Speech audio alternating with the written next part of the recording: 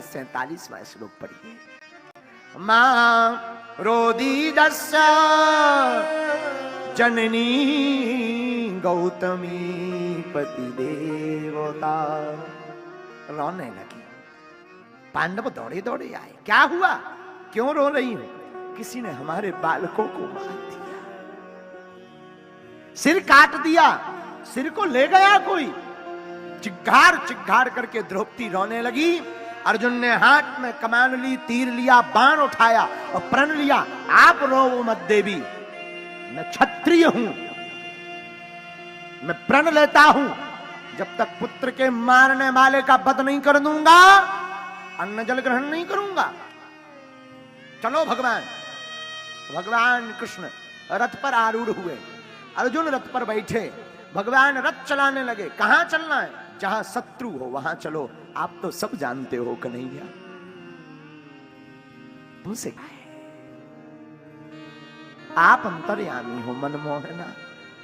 हे प्रियतम, हे मोहन, हे चित्तचोर।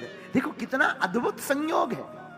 कभी अर्जुन के भगवान सखा बन जाते, कभी अर्जुन के भगवान सारथी बन जाते, कभी अर्जुन के भगवान भाई बन जाते, कभी गीता का उपदेश देकर भगवान गुरु बन जाते, कभी सहपाठी बन जाते। तोहे मोहे नाते अनेक, मानिए जो भावे।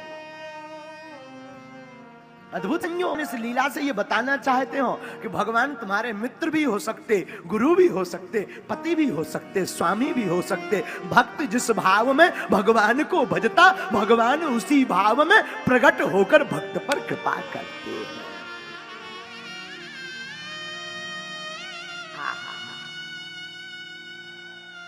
भगवान रथ लेकर चले, अश्वत्थामा आगे आगे, भगवान पीछे पीछे।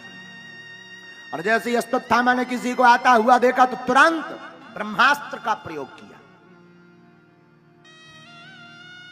अर्जुन खा क्यों रहे हो ब्रह्मास्त्र का? ब्रह्मास्त्र तो तुम भी चलाना जानते हो, तुम भी चलाओ। अर्जुन ने ब्रह्मास्त्र छोड़ा, दोनों टकराए। कहा अर्जुन, लगता है इससे ब्रह्मास्त्र वापस लेना नहीं इसे आता, तुम वापस लो अपना ब्रह्मास्त्र। ब्रह्मास्त्र को वापस लिया, अश्वत्थामा को बांधा। भगवान ने तो कहा यहीं वध कर दो, नहीं, द्रौपदी के सामने वध करेंगे। रथ में बांधा, बांध करके भगवान ले गए द्रौपदी के सामने। और जैसी तलवार निकाली, पुत्रों को मारने वालों को मारना चाहा, तब तक द्रौपदी मैया ने रोक दिया। ठहर जाओ भगवान, मत मारो। क्यों?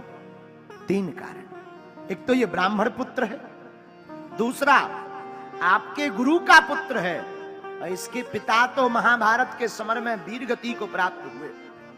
इसकी मां रो रही होगी, और अगर पुत्र भी मारा जाएगा तो एक मां का दुख मैं जानती हूं क्या बीतती है। मेरे पुत्र मर गए तो मर गए, पर इसे मत